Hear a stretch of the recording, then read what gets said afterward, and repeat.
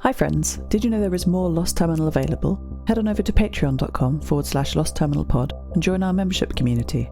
There are 12 bonus episodes available right now, as well as behind the scenes updates, free shirts, VIP Discord access, and even 2 extra seasons of Lost Terminal. We are 100% funded by our members and will never run ads. That would be lovely of you. Hello world. Arctica isn't playing nice.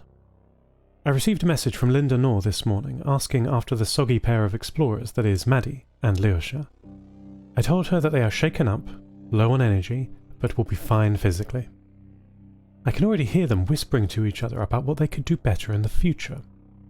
Linda suddenly cried while speaking to me, her voice becoming higher-pitched and dramatically harder to pattern match. Arctica was not being nice to Iris. Linda explained that though the rest of her family, the Vault Coven, had welcomed her girlfriend into their home, Arctica, who was supposed to be acting as her mentor, had not. I promised Linda I would talk to Arctica. This was unacceptable. I couldn't understand why she is so resistant to Iris helping out in the Coven, especially as Iris might join the family if all goes well. Perhaps I'm getting ahead of myself by assuming Iris will join the family. Linda has not yet known Iris for a year. It seems to me a good idea to experience every season with your prospective partner before making large commitments, such as marrying into the Vault Coven. You will remember that Val, Carrie and Linda are in a line marriage. Each person married to 2 others, typically one older and one younger. It makes total sense to me. In programming we call this a doubly linked list and is a very good way of organising data. I assume it's also a good way of organising people. With the sad loss of Val's older partner Alva last year, it is time for Linda to choose a partner to keep the line going. Linda speaks so highly of Iris, how she is quick to learn, friendly and generous of her time. I spoke with Arctica on Linda's behalf. It did not go well. "We don't need new people," Arctica said when I finally got through to her directly by radio. The repeater net is still down. "We're all fine here. How are you?" she asked. "I'm fine, but why aren't you getting on with Iris?" I asked. "I thought we talked about this." "We don't need new people," Arctica repeated. 4 of us is the correct number." "That's not for you to decide. You're their guest. You have to go along with what they say," I said. "You have to be nice, Arctica. Is that so difficult?" "Nice has nothing to do with it. Humans are unreliable. Adding more humans to an already unreliable project makes the project more unreliable.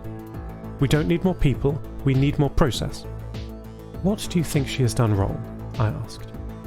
"Everything," Arctica said. "Can you elaborate?" "No." Arctica had a great number of reasons that Iris was not suitable for the Vault Coven. She didn't know the watering schedule, it was too difficult to teach her, she didn't have the right clothes for heavy gardening work, on and on. As she spoke, I became convinced that there was no problem with Iris, and that the problem was all in my complicated friend, Arctica. The problem with adding arguments to your argument is that it makes your argument weaker, not stronger.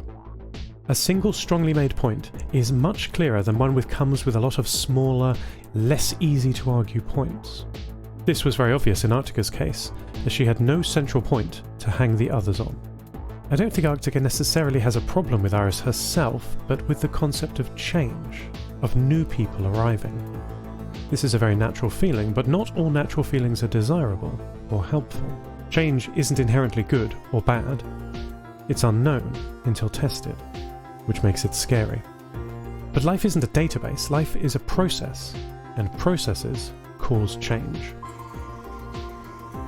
Arctica would not listen. I will find a way to help Iris. I've not been able to talk to her yet as the radio connection is so poor, only machine-encoded messages work. Nia can help me. We'll work it out.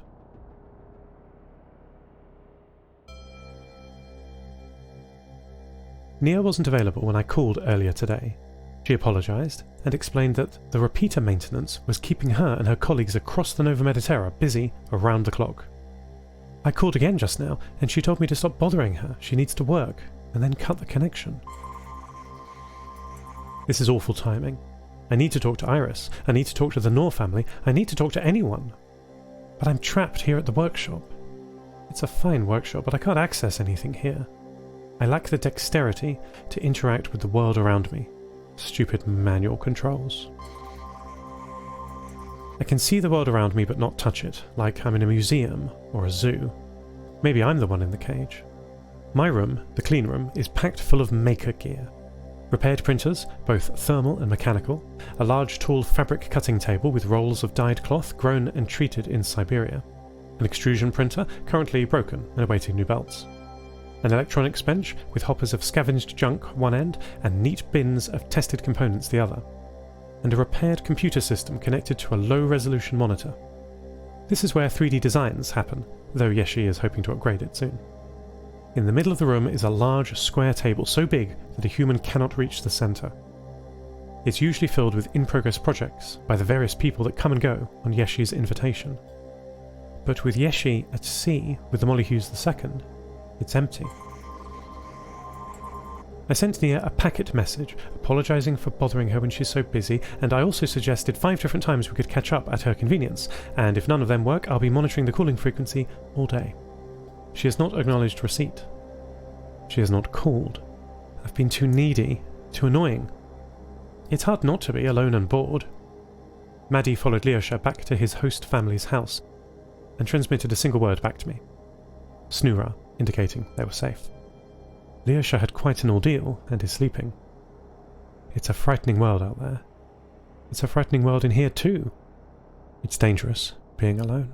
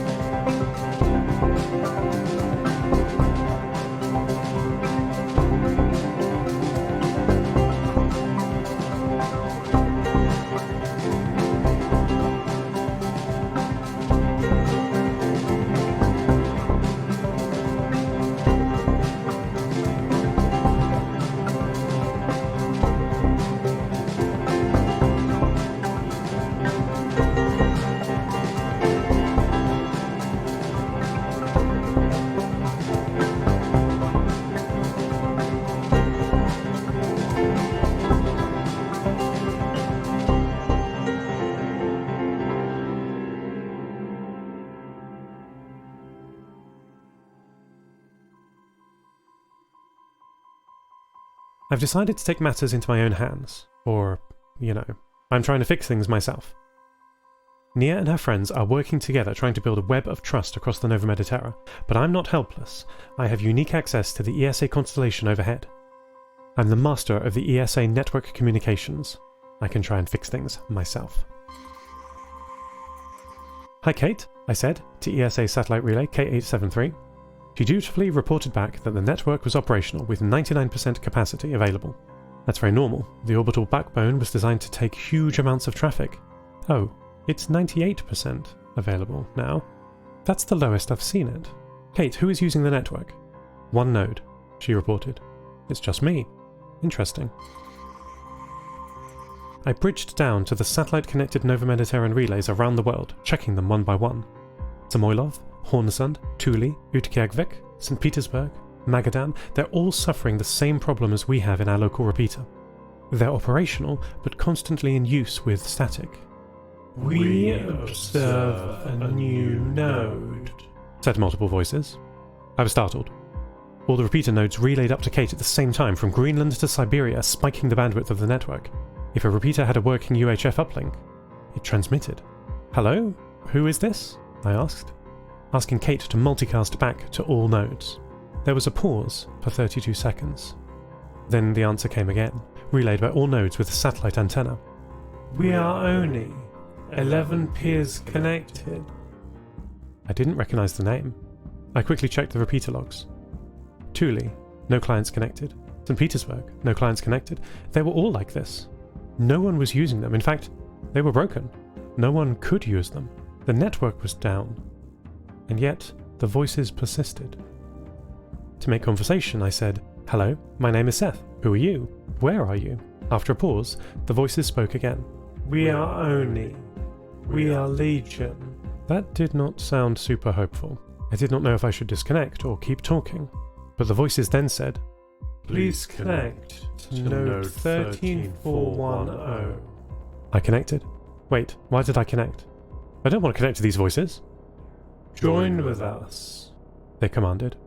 No thank you. Kate, disconnect me please. Kate? Kate? K873, disconnect me. We are only 12 peers connected. And then my conscious process terminated. End transmission. Lost Terminal is written and produced by Namtao. Credits narrated by Lucy Stringer. Thank you so much to our Patreon producers, Ada Phillips, Wil Taylor, Kit, deeryeen, Andrew Krieg, Toby, Jade, Felicity, Bilkey, Jack L, and to all our patrons. Follow us on Mastodon at lostterminal@fostodon.org. Subscribe to the podcast on Spotify, iTunes, or your favourite network. For bonus content and other perks, support us at patreon.com/lostterminalpod. That would be lovely of you. Lost Terminal will return next week.